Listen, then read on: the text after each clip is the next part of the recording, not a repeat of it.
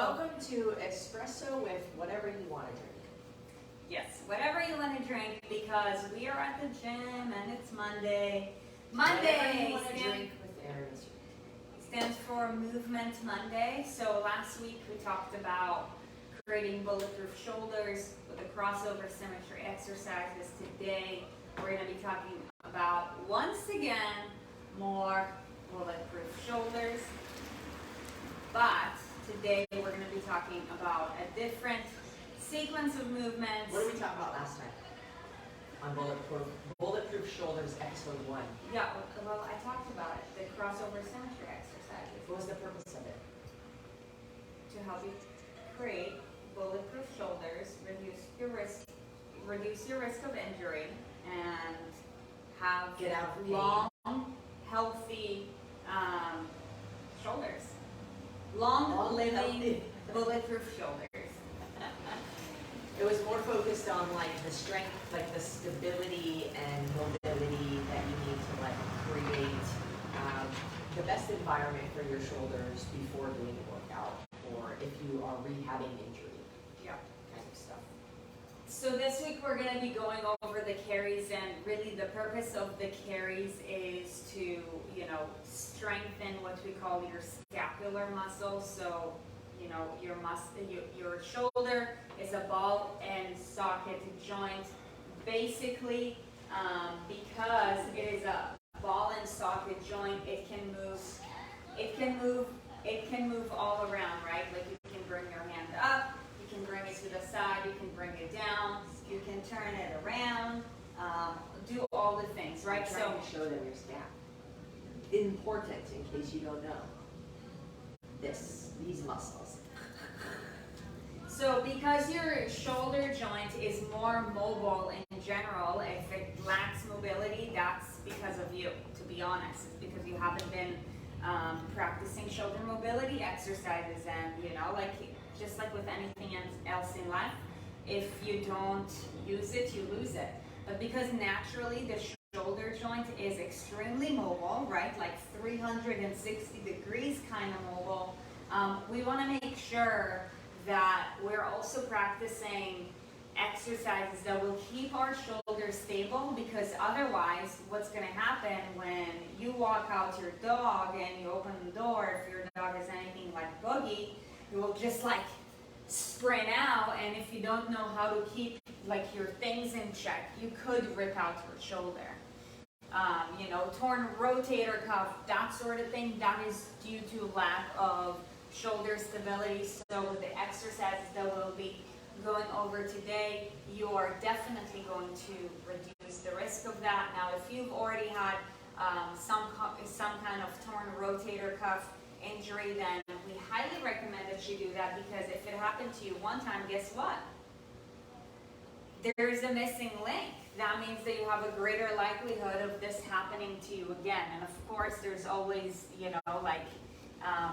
freak injuries, in the sense that, like maybe you've been just like throwing a softball or a baseball thousands of times, and overuse can lead to that too. But even if you're overusing it and you are like pitching and throwing balls like thousands of times a day, it's like, imagine if you did it while having more stable shoulders, right? So this is all about the longevity game of this joint, so that you can do what you love for a longer period of time, because it enhances your life. And I mean, let's face it, that's why we're here, right? You want to get to it? Mm-hmm. So before we get into it, we're going to be going over 4 types of carries today, and we're going to go from the most basic to the more complex, and we're going to be basically talking about prerequisites for each and every one of them, so that you know, okay, like, what's working here, what are we working towards, what do I need in order to be able to do that, and so on and so forth, okay? So that being said, What's first? let's begin with the farmer's carries. So, Are we really quiet to everybody? Hello. I don't know why. Go this way? yeah. Okay. Great. What am I doing this with? With 2 kettlebells. So, you guys, the farmer's carries, just like it sounds, Erin's gonna look like a farmer doing it as if she has 2 buckets. I got 2 buckets of water. Now, as far as objects, what objects can you use for that? You know, the reality is that you can do either kettlebells or dumbbells. Kettlebells are just created in a way that when it comes to any carry, it's just more stable because the weight is even, like underneath whatever it is that you're holding. With a dumbbell, the weight is distributed on one side and the other. Wait, unless you go overhead. Unless you go overhead, correct. So either one, that's totally fine. You're gonna I find. would say both. Do a variety. Do them sometimes with a kettlebell, sometimes with a dumbbell. They're very different. Yeah, but you can do it with both, okay? So if you're limited on equipment, you only have dumbbells, know that you can do it with dumbbells. The prerequisite for that, you guys, honestly, is the deadlift, right? Because in order for you to get the kettlebells up to this position, you have to deadlift it up. And if you're like, I'm not really sure, how do I deadlift? You basically pick it all the way up. If you want further instructions, just go to Burn Zone 2. Burn Zone 2 would explain that, so if one of our team members can please drop a link. You could probably Google, or you could probably YouTube search Erin Sarit deadlift. There might be a deadlift. Kettlebell deadlift, but also in the case that you need the link, improvisesolutions.com/BZ2. Okay, so once you're here, something that you want to make sure before you start walking is that your shoulders are nice and tight. Okay, we call that retracting. Okay, so 2 of the motions that your scapular muscles can do is called retraction and protraction. Retraction means that your shoulders are back. Protraction is honestly where most people are living, and that's why you want to make sure, especially in this exercise, that you are really making it a point to retract, because on a day-to-day basis, we live in the protracting phase. Okay, so that being said, now that you're here, literally all Erin's gonna do is she's just going to walk with the weights. Okay? Do the catwalk.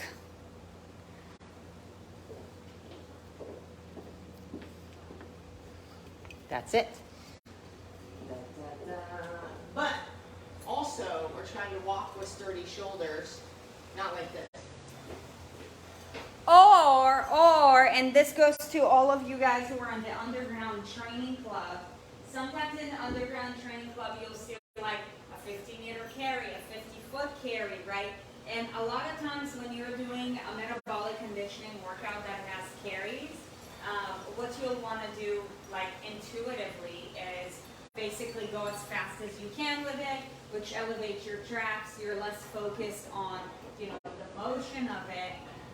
But really, when you're doing carries, the point of it is not like so much to go for speed, but rather to just go for time under tension in that position. Because what it does is that, because like if you think about it, you're on the keyboard, you're driving all day, your shoulders are elevated, you're protracted, right?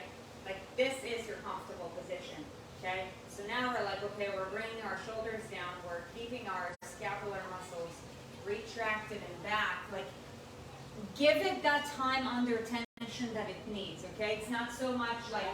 Always quality of movement before speed. Yeah, always. Always quality of movement before weight. You can move fast when you move well. Yeah, So not before. So let's talk about what muscles are actually involved in the carry, because we're talking a lot about the scapular muscles. Can I say one more thing that happens? Is when a lot of people, when you're focused on pulling your shoulders back, there's a difference between pulling your shoulders back and trying to pull everything back. Mm-hmm. Because what you want to happen is, yes, your shoulders to go back, but you also also want your core to stay tight, which means you don't arch, like that actually hurts. So what happens is we think like, I'm gonna pull my shoulders back as far as possible, and then we get this like super curve arch right here in the low back, which like compresses your spine and like pushes it up against each other. And then you've also got weight, so you have compression, and you have compression in this like extra folded back position. So like each of your vertebrae, if you've seen a skeleton, like an anatomic little like fake skeleton, and there's like the vertebrae are on top of one another. Well, when you go forward, when you round forward, the two ends over here come closer together, right? If I come forward, then the part of my spine from this side, they get closer together. If I go back, then these sides get closer together. So you want to be, like you want to have your core in a tight position so your back is straight, but you can pull your shoulders back at the same time. So you have to differentiate the top of my back versus the bottom of my back. Okay? Top of my back, bottom of my back. Don't move this piece. Important. Yeah. Yeah. So let's talk about the muscles that are being used in this movement. So yes, though we are mainly focusing on our scapular muscles, those are not the only muscles that are being engaged here. In fact, the farmer carry, or any carry as a matter of fact, engages a lot of core. You know, like for example, if somebody has never done carries in their lives, and I'm going to tell them to go on a 200-meter like carry, the next day their obliques are going to be ridiculously sore. Okay, so it works a lot on your core, especially because the weight is unstable side to side. It works on your obliques, which is like your side supporting core muscles right here. Okay, and of course, like, you know, because it engages your core, also your abdominal muscles, right? But, you know, those are engaged in it too. Obviously, if you're doing a deadlift to pick it up, or a few deadlifts followed by carry, then it could also involve your hamstrings as well. But prime muscle that's being focused here is the scapula. However, it is a compound movement in the sense that more than your scapular muscles are being engaged in order to move that object. Your rhomboids, your shoulders, your forearms, everything. Forearms, yeah. Your forearms, your triceps, all of it's engaged, but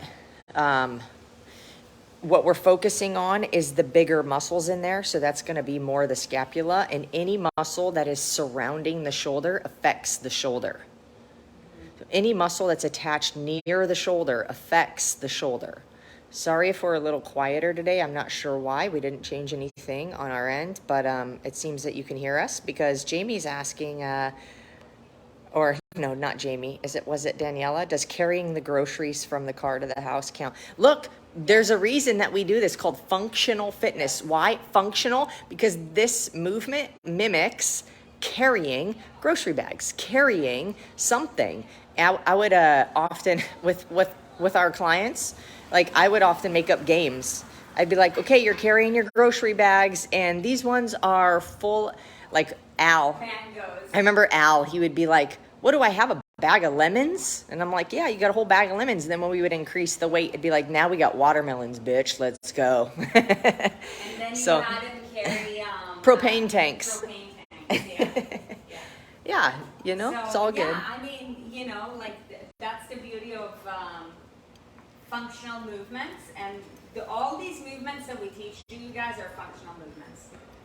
You know, like for accessories, you can do like a single joint movement, but you know, we don't train ourselves, and our fitness hasn't gone to the level that it does because of single joint movements.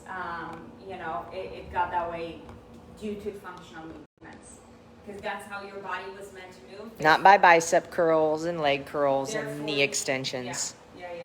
Okay, so let's move to the second movement, which is the suitcase carry. Okay, so The suitcase carry, whoa. It's dramatic, huh? So the suitcase carry is basically very similar I'm going on a trip. to the farmer's carry, except that you're only holding the kettlebell on one side. So it's a single-sided farmer's carry. So Look at suitcase. What- It's even has a functional name. what that does, because you're holding the object on only one side, is that it encourages a more intense core engagement overall, because you're putting a weight and you have to balance yourself with only one side that's being weighted, okay? Therefore, of course, the side that has the weight is going to activate basically all the back muscles right here, right? But then on the other But side. then on the other side, we're talking about a more intense engagement of your core. Just all of this. Yeah, yeah. So, you know, this is the kind of movement that allows you to focus more on bracing your core. Like in the farmer's carry, you will feel a more intense feeling like on your shoulders. With the suitcase, more intense feeling on your core. Because it is single-sided and because you have to balance yourself. So common mistakes made that you'll want to avoid in a suitcase carry is going to be heavily leaning to one side or the other. So either we let the weight control us or we try to overcompensate.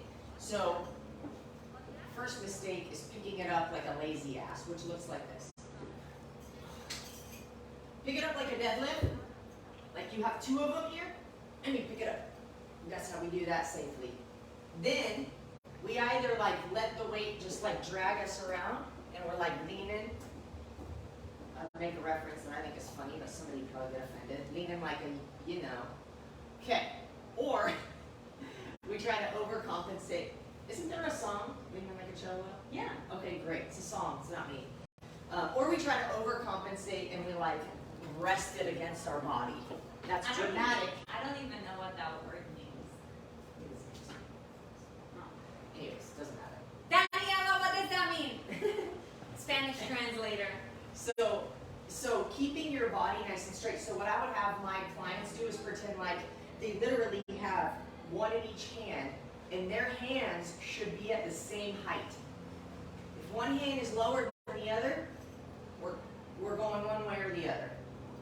So pretending like you literally have two.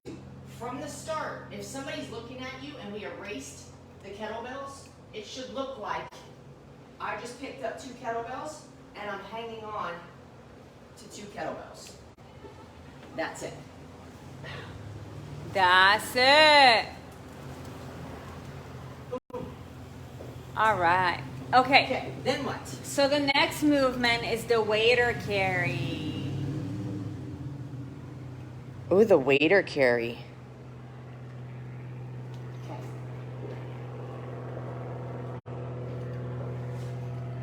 So once we get to the waiter carry, and with every carry, you can do what we call either a bilateral or a unilateral movement. Now, in simple terms, what that means, you can either do the carry with a weight on both sides or with a weight on one side, okay? From the farmers and the suitcase carry, you now know the difference. You know, more intense scapular retraction, use both for more core, use one at a time, okay? However, we always recommend that when it comes to programming, you don't just want to pick one or the other, you want to do a mix of all the things. So with the waiter carry, you're now going to start increasing the levers, okay? So we're going from really close to the floor to basically like the weights being like right to the side of our legs, to now the levers are going all the way up to basically like our shoulder girdle. So that being said, we're talking about a more intense core retraction, and whenever we're talking about more levers with regards to anything. It is a slightly more complicated movement, though I wouldn't consider the weight or carry to be a complicated movement yet. But just wait till we get to the next lever or to the other increased lever. That's when things are going to start to get more complicated. So the most complicated thing here is like, okay, well, how do we get the kettlebell all the way up to here? Because, you know, with the farmers or the suitcase, all you have to do is deadlift it, okay? And this is, by the way, why in Burn Zone 2, we teach you the deadlift, we teach you the clean, we teach you the snatch, because you need to know how to pick things up to levers. Otherwise, you're going to be severely limited with the amount of movements that you're doing, okay? So basically, with a double kettlebell, what Erin's now going to do is she's going to clean both kettlebells up to her shoulder girdle. If you want to learn to clean again, just go to Burn Zone 2 and ProduceSolutions.com/BZ2. So the kettlebells are over here. Remember, you're already in a protracted position throughout most of your life. So though her weights are here, she wants to really be intentional with how she's keeping her shoulders back in order to really practice that good motion, okay? If you guys were to literally just hold both kettlebells like that for 30 seconds, you're going to see how your core is going to start to shake. And your upper back, big time. Yeah, and your upper back. You know, the longer the levers are with any movement, the more core is being involved, okay?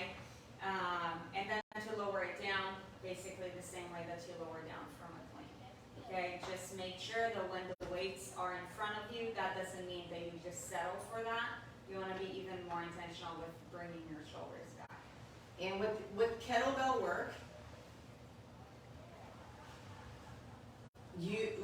form is important from before you pick the weight up to after you set the weight down.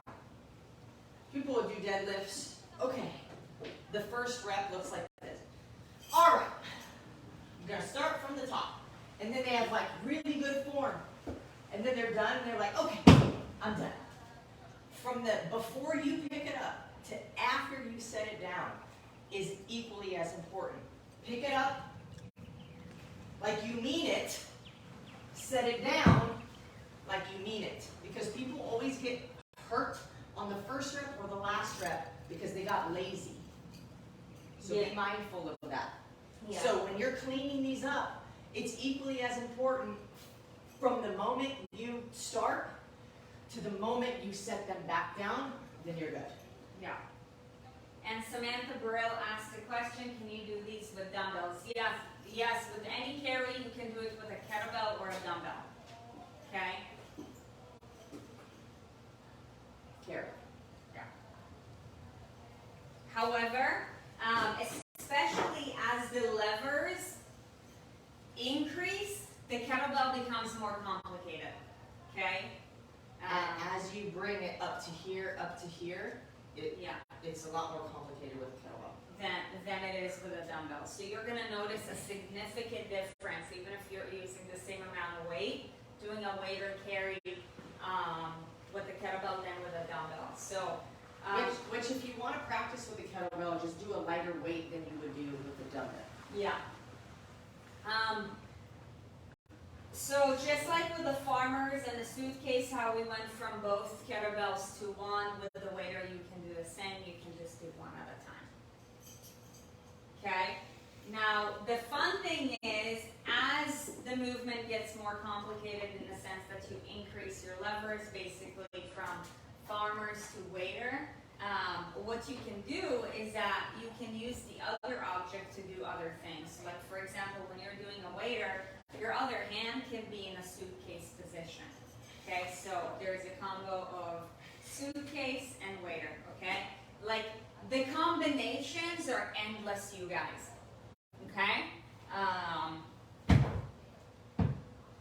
Okay, so that being said, let's take it to the more complicated movement. This is the most, I would say, complex carry because it just requires a lot more engagement. Because as the levers increase in a carry, the more muscle recruitment it takes.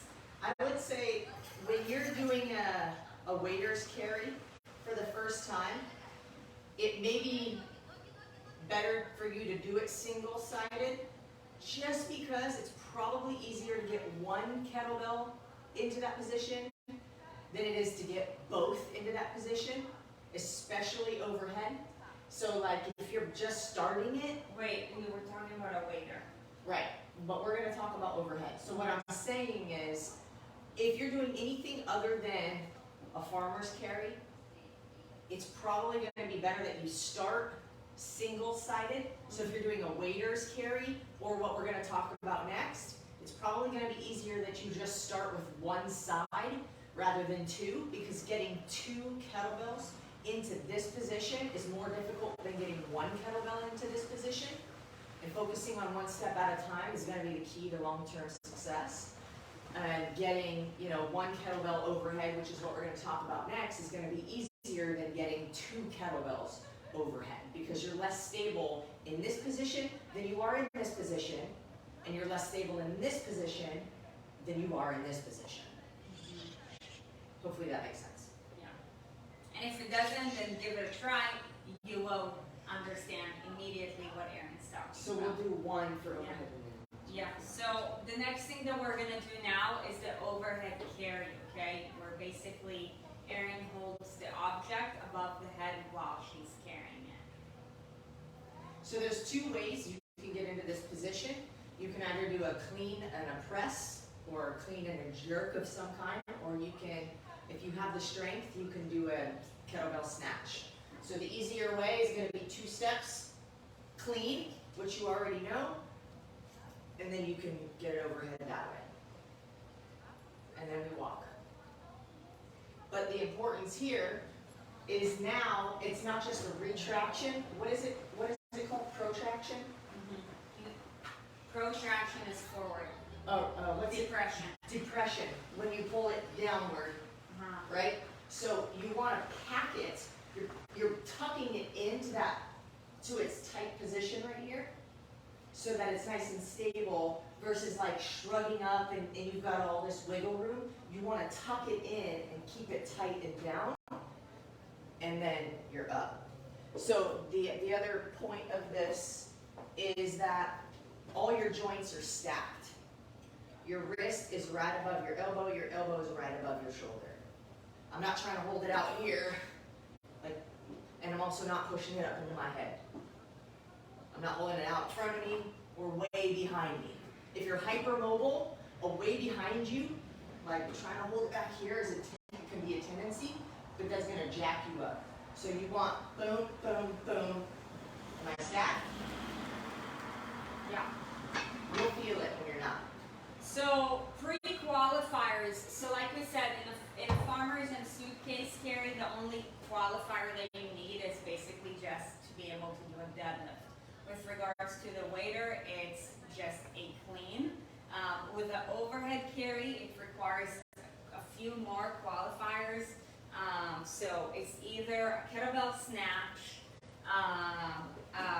or a kettlebell clean and press. Could be the same with dumbbells. So now here's the thing. If you have some kind of shoulder injury, especially if you're doing PT, and let's say your physical therapist was like no pressing, no pull-ups, then chances are is that overhead carry is not the movement for you right now, because it's too complex, and you probably didn't learn how to pack your shoulder overhead, and that's probably what caused the injury. Okay, because your shoulder joint was displaced in the first place. So if you are currently dealing with a shoulder injury, then know that the overhead carries, though they're useful, they're not useful for you at this time.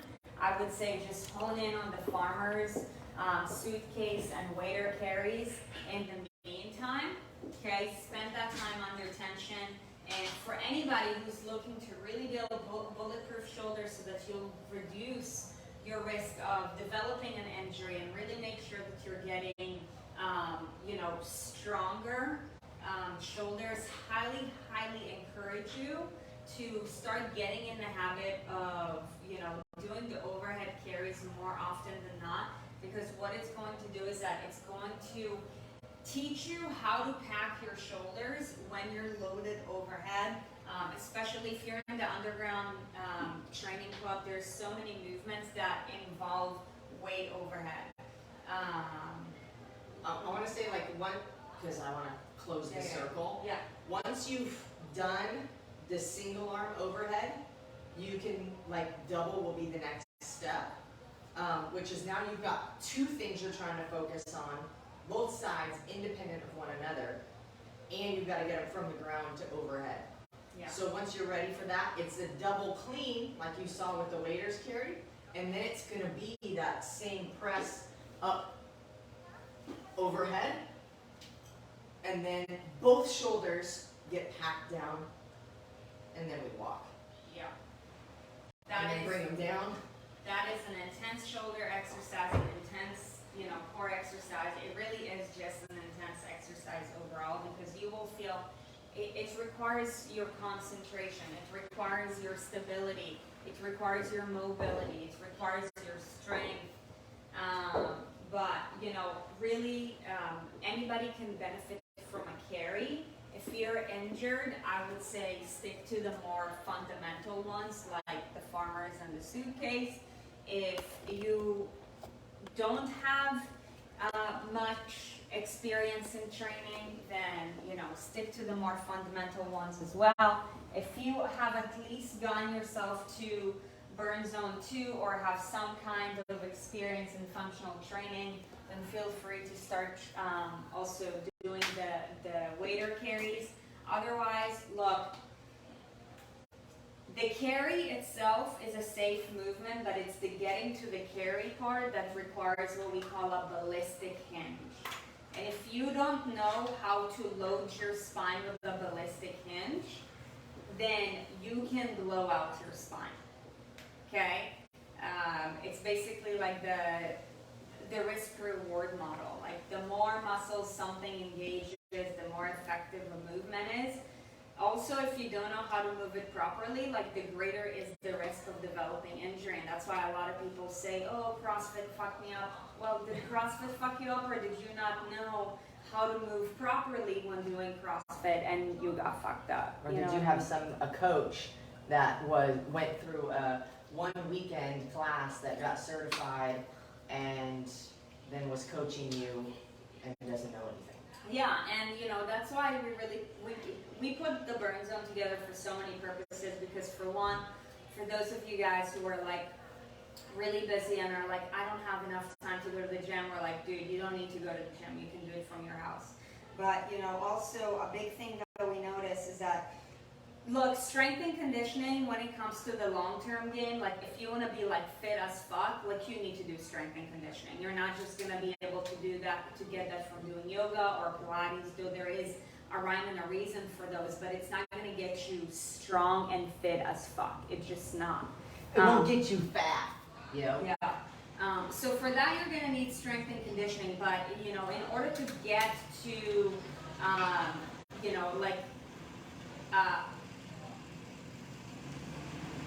what's the word that I'm looking for? In order to get to, to get yourself conditioned enough to be able to do like high quality strength and conditioning, there is a lot of prerequisites. You can't just go from being sedentary to doing strength and conditioning, and really that's where Burn Zone 1, 2, 3, and 4 come into play. Each Burn Zone focuses on something completely different. Burn Zone 1 is all about body weight, okay? Like, look, if you don't know how to move properly with your own body weight and space, then once we start adding external loads, then we're only adding more disaster to the chaos, okay? So in Burn Zone 1, we teach you how to do compound movements in space using your own body weight. You'll be surprised how your heart rate will get up and how you'll get stronger from that. A lot of times we hear, oh, can I get stronger just from doing body weight exercises? The answer is absolutely you can. Up until a certain point. Yeah, it's just a matter of how are you executing it, okay? So obviously there is a rhyme and a reason for all of our programs. once you're done with burn zone 1, then in burn zone 2, we go over, okay, like weighted movements using the dumbbell. Okay, so all you need now is a pair of dumbbells and you're good to go. Okay, burn zone 3. Now we're going to start jacking up your heart rate a little bit more so that you can get used to that more intense training. So jump rope and animal flow also to make sure we're working on your mobility, because a lot of times what people don't talk about in this industry is like, look dude, the more muscle you're adding, the less mobility you're going to have. So if you're not... Unless you're incorporating mobility as part of your routine. And moving in a full range of motion. Yes. If you're doing half squats, you can't expect yourself, if you do half squats for an entire year, you can't expect yourself to be able to do I'm gonna call it an Asian squat because that's how people understand it, like at any point later down the road, because you use it or lose it. So you can be gaining muscle, still practice full range of motion, even if it's just body weight. Mm-hmm. But if you're still practicing it and you're still using it, you'll still have the ability to do that. Yeah. And in burn zone 4, we incorporate kettlebells because that's more of an odd object. Okay, so the movements get a little bit more complex. And once you're done with burn zone 4, then underground training club. This is where it's at. This is where Erin and I train. A bunch of you guys are already there. If you're a member of the underground training club, go ahead and drop a flex. If you're not, you guys, look, I highly encourage each and every one of you guys to get to the underground training club. That should be a goal for each and every one of you guys. Like, you're not gonna get to an elite level of fitness from doing burn zone 3. However, you need to do burn zone 3 in order to be able to do burn zone 4 and to qualify for the underground training club. So everything is a prerequisite. It's just like, ground level, step 1, step 2, step 3, step 4, and then this is where we really throw down and do some fun shit, the hammer, some risky shit, but of course, because it is risky, you have to know what you're doing. And this is where the reward of your training gets greater. This is how you build muscle so much faster than you did before. This is how your stamina improves so much faster than it did before. But anyways, Underground Training Club, if you want to check it out, what is it, erinsarit.com/underground-training. Yeah, erinsarit.com/underground-training. But you guys, in all seriousness, when it comes to the carries, so if this episode speaks to you from what we call a rehab or prehab standpoint, then chances are that you're like, look dude, I know people who've been injured before and I know how that threw them off. I don't want it to be me. Or maybe you yourself have been injured and you're like, I want to be able to, move well for a really long amount of time because I know how it affects everything else that I do in my day-to-day life. If that is you, then this is one of the supplements that we take on a regular basis. It's called the Joint 4. And it's literally like putting high octane fuel in each and every one of your joints. I don't care how young you are, some people consider Erin and myself relatively young. Depends on how old you are. Currently we're in our 30s, but it doesn't matter how young you are, whether you're 18 years old or whether you're 48 or 58 years old. If you want to increase the health of your joints, you need to get on these stuff. This is no joke. This is no joke. And if you're investing your time doing these exercises, then chances are, remember what we said, is movement is food and food is fuel. How are you feeding your joints? You're moving your joints in a good way. Okay, now you need to feed your joints in a good way. So you definitely need to get your hands on this. Even the omega-3 and the essential as well, but definitely that, like, you want to start with that. If you're super courageous, just get the daily foundation from X Endurance. By the way, if you get the joint and it's your first time, get 2 bags, take it in the morning and take it at night for the first month. You will know that it's going to work for you by then. Then you can back off to 1 dose a day if you want to. I still take 2 a day because why not?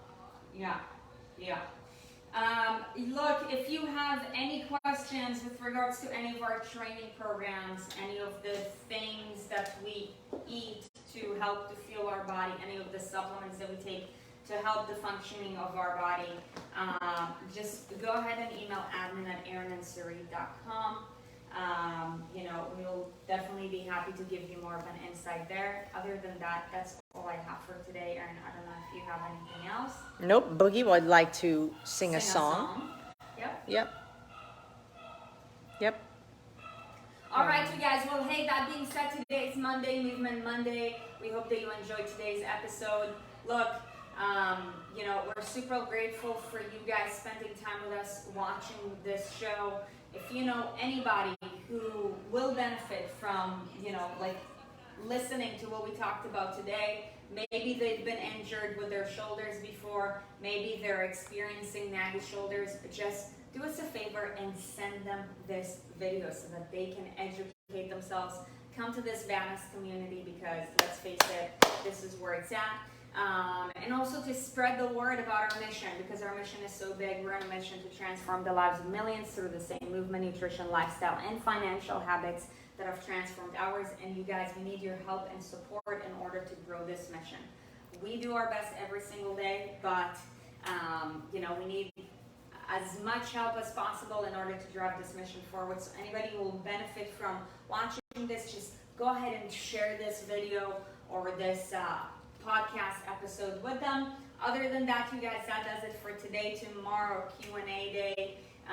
If you haven't already dropped your questions, then make sure to go to our Facebook community page where we have the form where everybody gets to ask their questions. Or if you're watching this on Facebook, check the comments below because I'm sure Daniela is already on posting the link and you can find it down there too. Yeah. And other than that, we hope that you have a kick-ass start to your week, and we will see you tomorrow at noon Eastern. Bye. Bye.